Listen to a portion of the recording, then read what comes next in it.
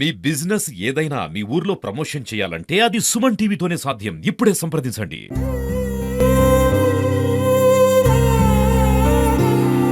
నలుగురు కొట్టి ఊరి పెట్టిండే అయ్యా, 20 లక్షల కట్నం ఇచ్చిండే అయ్యా.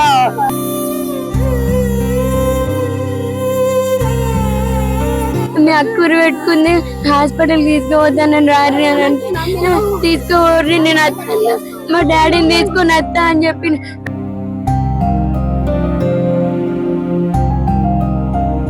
12 తులాల బంగారం తెచ్చిన నా బిడ్డకు.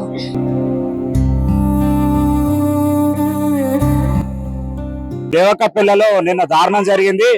అశ్విని అనే ఒక వివాహితను వాళ్ళ భర్త కొట్టి చంపి ఉరిపెట్టాడని వాళ్ళ తల్లిదండ్రులు వాళ్ళు బంధువులంతా ఇక్కడ ఆందోళన చేస్తున్న పరిస్థితి.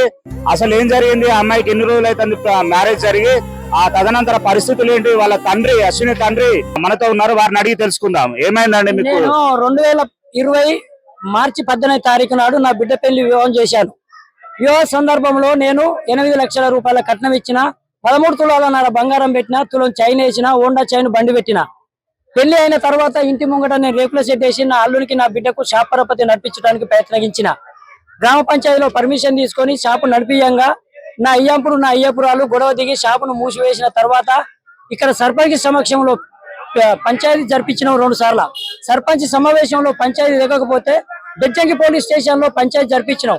4 సమక్షంలో పంచాయతీ దిగినాక షాపును అయ్యపురాలకు అల్లుతోటి పేపర్ రాసి షాపు వాళ్ళకి అప్పగించడం జరిగింది. తదనంతరం ఇల్లు రిజిస్ట్రేషన్ 2 గుంటల జాగా ఇచ్చిన తర్వాత ఇక్కించలేని వీళ్ళను కదిలించి అప్పుడు నా బిడ్డకు కడుపులో బాబ జన్మించిండు. నా మనమడు 2021 మార్చి 18వ తారీఖు జన్మించిన తర్వాత అప్పుడు బాగోగులు వాళ్ళను 3 సంవత్సరాల దాకా మంచి చెడ్డలు నేనే చూసుకున్నా. అప్పటి నుండి కరీంనగర్లకు వీళ్ళని ఇక్కడ తరలించి అక్కడ జీవనోపాధి కోసానికి మొత్తం బత్తెంతో సహా సర్వ విధాలుగా అల్లము, ఎల్లిగడ్డ, ఉల్లిగడ్డ, మంచి నూనె, కారపొడి, బియ్యం కూడా అక్కడ పెట్టి లెంటుకుంచి ఆటో కొనిచ్చాను. నా అల్లుడికి కొనిచ్చిన తర్వాత నా అల్లుడు ఆటో బియ్యం గట్టగా నానా రకాలు నా బిడ్డను బాధ పెట్టుకుంటా హింసించుకుంటా సెల్లుల ప్యాకాట ఆడుడు మొదలు పెట్టి నా బిడ్డ మీద 3 తులాల గోల్డ్ కూడా అమ్మి కూడా నా బిడ్డను నానా రకాల హింసించిండు. హింసించినాక నేను తీసుకొచ్చిన ఇంటిలో చదువుకున్న తర్వాత నా అల్లుడు రాకపోతే నేను చస్తా, నేను బతుకా, నేను ఉరి పెట్టుకుంటా, నేను మందం సత్తా అంటే నా బిడ్డను బుధవారం నాడు సాయంత్రం బాయికాడి పోయిన తర్వాత నా బిడ్డ వచ్చిన తర్వాత బుధవారం నాడు బిడ్డ వచ్చింది. సాయంత్రం 6 గంటలకు, బేస్తారం లేదు, శుక్రవారం లేదు, శనివారం నాడు రాత్రి 9 గంటలకు నా బిడ్డను ఫోన్ చేసి అడిగితే బాబు ఏం చెప్తాను అంటే నేను బాబు శనివారం ఒక్క పొద్దున్నా నా బిడ్డను ఒక్క పొద్దు ఉంటే మరి ఏం చేసుకున్నావు అంటే నేను చపాతి చేసుకుంటానా, పిల్లలు ఏం తినిపిస్తానంటే కొడుకుంటే ఆమ్లెట్ వేసి తినిపిస్తా బాబు అన్నది. శ్రీకాంత్కి నేను ఫోన్ చేసి మాట్లాడుతా అంటే శ్రీకాంత్ నాకు 2 రోజుల గొడవలు జరిగి శ్రీకాంత్ మాట బంద్ చేసిండు అన్న తర్వాత నేను ఫోన్ కాల్ చేసి బిడ్డ ఇప్పుడు రమ్మంటావా, రేపు పొద్దుగాల రమ్మంటే నా బిడ్డ రేపు పొద్దున బాబు నేను ఫోన్ చేస్తా అన్నది. పొద్దున నేను లేచి 9 గంటలకు బాయికాడి సమయంలో పోయినాక నా అల్లుడు అనేటోడు నా చిన్న బిడ్డకు ఫోన్ చేసి అనిత అన్ని అక్క ఉరి వేసుకొని చనిపోయింది అని చెప్పుడుతోటే నా బిడ్డ నాకు విన్నమించినాక నేను ఫోన్ చేసిన అల్లుని అడిగితే ఉరి వేసుకున్నది చనిపోయింది అన్నాక నేను నా అల్లునికి ఫోన్ చేస్తే కొస శ్వాస ఉన్నది. దాని లోపల నేను తొందరగా నా కొడుకుని తీసుకొని బండి వేసుకొని ఆదివారం 10 గంటల ప్రాంతంలో వచ్చే వరకు నా బిడ్డని తీసి బెడ్ మీద వండబెట్టి నేను అతని మీద పడి ఓడ్చే వరకు ఇమీడియట్లీ మా అల్లుడు మా అయ్యంపుడు మా చిన్న అల్లుడు పరారాయు 8 మంది పోలీసు వాళ్ళను నా ఆధ్వర్యంలో తోలి నన్ను పక్కకు నెట్టేస్తే మర్డర్ చేసి నెట్టేసినాక నాకు ఏమి తోచక బయటికి వచ్చిన ఆ విలేజ్ వాళ్ళను ఒక 100 మంది 150 మందిని రప్పించుకున్నాక దానికి తగిన న్యాయం గురించి వాళ్ళు పోరాడి కొట్లాడి ధర్నకు దిగిన తర్వాత దీన్ని న్యాయానికి చేకూర్చుదామని ఇటుపక్షాన 5-6 అటుపక్షాన 5-6 చేసి నాకు ఏం న్యాయం చేయలేదు. నేను 6 లక్షల రూపాయలు పెట్టి ఇల్లు కట్టించిన, 4 లక్షల రూపాయలు కట్నం ఇచ్చిన. ఇలాంటి రోజున నన్నే ఇల్లు రిజిస్టర్ చేసుకోవడానికి నన్ను 1 లక్ష రూపాయలకు ఇరుపక్షాన నన్ను న్యాయం చేయక నన్ను నట్టరుగున ముంచిల్లు. ఇవాళ మళ్ళీ నా బ్లడ్ బాడీ నేను సొంత గ్రామం తీసుకుపోదంటే సర్పంచ్ పోలీస్ డిపార్ట్మెంట్ వాళ్ళు ఇక్కడనే అంత్యక్రియలు చేస్తే రేపు నీకు మనవడు ఉన్నాడు, నీకు ముందు జరగబోయేదానికి మేము సహకరిస్తామని హామీ ఇస్తే ఇప్పుడు అంత్యక్రియలు చేయడానికి సిద్ధంగా ఉన్నాము.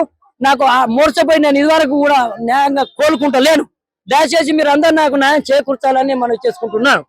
అశ్విని తల్లి గారు స్వరూపం మనతో ఉన్నారు, వారిని అడిగి తెలుసుకుందాం. అసలు ఏం జరిగింది, వాళ్ళ బిడ్డకి పరిస్థితి రావడానికి కారణం ఏంటి అడిగి తెలుసుకుందాం. రిటర్న్ మంచిగా 8 లక్షలు ఇచ్చిన మళ్ళీ తర్వాత రూమ్ కట్టించిన, దుకాణం పెట్టించిన. ఆ దుకాణం గుంజుకున్నారు. దుకాణం గుంజుకొని వెళ్ళగొడితే నా ఇంటికాడ 2 ఏళ్ళు సాధిన పిల్లగాడు పుట్టినాక గుళ్ళపల్ల కాడు ఉంచిన కిరాయి కట్టి మళ్ళీ ఊక తిరుగుడా అని అక్కడ ఇల్లు కట్టించిన. అది ఎట్లా పంపున్నది 8 లక్షలు పెట్టి ఇల్లు కట్టించిన ఇంకా దేవాలని 12 తులాల బంగారం తెచ్చిన నా బిడ్డకు. బంగారం తిన్నాడు, అన్న అమ్ముకున్నాడు. నా బిడ్డను జాగొట్టిన ఇంకా కట్నం లేపో అని నేను ఇల్లు కట్టుకున్నాను. అప్పుల పాలైన అని నా బిడ్డ కొంచెం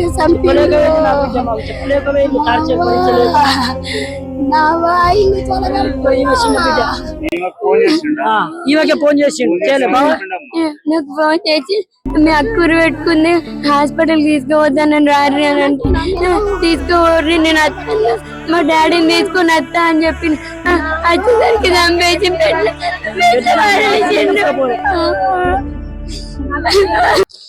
బెజ్జంకి మండలం దేవకపల్లిలో దారుణం చోటు చేసుకుంది. అశ్విని అనే వివాహిత నిన్న సాయంత్రం అనుమానాస్పద స్థితిలో ఉరివేసుకొని చనిపోయిందని తెలిసింది. వారి యొక్క భర్త శ్రీకాంత్, అశ్విని వాళ్ళ చెల్లె వారిది సుందరగిరి. ఆ అమ్మాయికి ఫోన్ చేసి మీ అక్క ఉరి పెట్టుకున్నది, ఇట్లా చనిపోయింది అని చెప్పి ఫోన్ చేశారని చెప్తున్నారు. కానీ అశ్విని తండ్రి చంద్రయ్య చెప్తున్న దాన్ని బట్టి నా బిడ్డ అంతకుముందు వాళ్ళ భార్యాభర్తలకు గొడవలు జరుగుతున్నాయి, పెళ్లి చేసినప్పటి నుండి ఇప్పటి వరకు కూడా ఎప్పుడంటే అప్పుడు కొన్ని లక్షల రూపాయలు అతనికి ముట్ట చెప్పాను, దాదాపు ఒక 12 తులాల బంగారం నా బిడ్డ మీద ఉన్నది మొత్తం అమ్ముకున్నాడు. అతడు ఆన్లైన్ గేమ్లు పేకాటకు అలవాటు పడి కొన్ని రోజులు కిరాణా షాప్ నడిపించాడు, అది మూసివేశాడు. తర్వాత ఆటో కొనిచ్చాను, ఆటో కూడా అమ్ముకున్నాడు. తర్వాత వాళ్ళ జీవనం కోసం ఉప్పు పప్పులు అన్నీ కూడా నేనే పంపిస్తున్నాను, అయినా కూడా అతని బుద్ధి మారలేదు. పెద్ద మనుషులలో పోలీస్ స్టేషన్లో కూడా పంచాయతీలు జరిగాయి.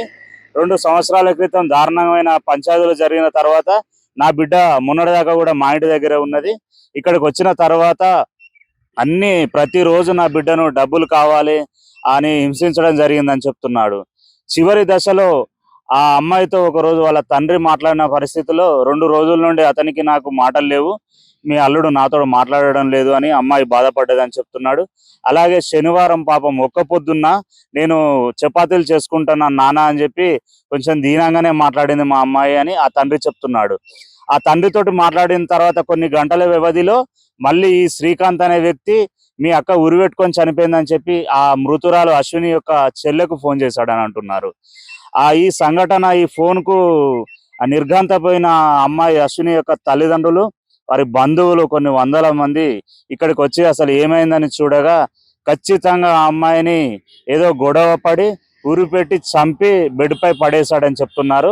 ఇక్కడికి వస్తే ఇక్కడ ఎవరు మమ్మల్ని పట్టించుకోవడం లేదు, పోలీసు వాళ్ళు కూడా సరైన విధంగా స్పందించడం లేదని అమ్మాయి యొక్క తల్లిదండ్రులు, వారి యొక్క బంధువులు వాపోతున్నారు. ఏది ఏమైనా ఇది చాలా దారుణకరమైన విషయం. వీరికి 2020లో పెళ్లి జరిగింది. ఒక చిన్న బాబు ఉన్నాడు, 2.5 సంవత్సరాల బాబు ఉన్నాడు వీళ్ళకు. ఇన్ని గొడవలు జరుగుతున్నా కూడా ఇన్ని రోజులు వాళ్ళ తల్లిదండ్రులే ప్రతి ఒక్కటి వాళ్ళ సంసారానికి పంపిస్తున్నా కూడా నెట్టుకొచ్చిన ఆ అమ్మాయి చివరి దశలో ఈ భర్త వేధింపులకు తట్టుకోలేక ఈ విధంగా చేసిందని విషయాన్ని బట్టి అర్థమవుతుంది.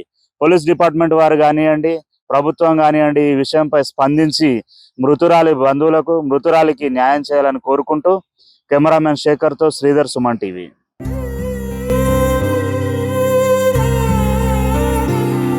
నలుగురు కొట్టి ఉరి పెట్టిండే అయ్యా, 7 లక్షల కట్నం ఇచ్చిండే అయ్యా.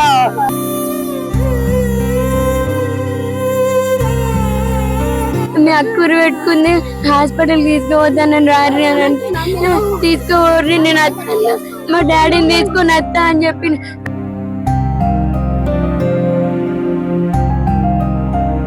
12 తులాల బంగారం తెచ్చిన నా బిడ్డకు.